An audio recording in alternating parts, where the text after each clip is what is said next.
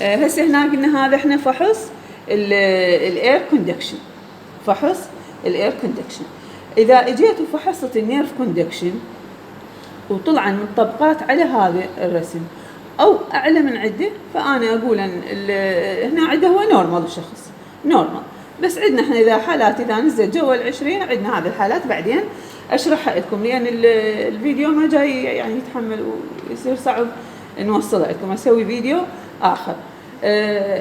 اذا اجي افحص مثلا البون العفو الاذن اليسرى، تكون العلامات مختلفه، علامات الاكس. فهذه عندي انا فحص الاذن اليمنى فقط، والفحص هو الاير كوندكشن او اسميه الكوندكشن هيرنج تيست.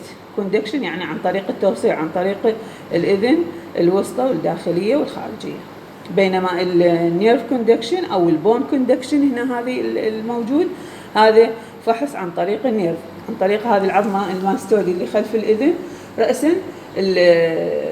الاشاره او الصوت يوصل من العظم مباشره عن طريق النيرف الى يعني الدماغ، واللي يفسر هذا الصوت ويسمع.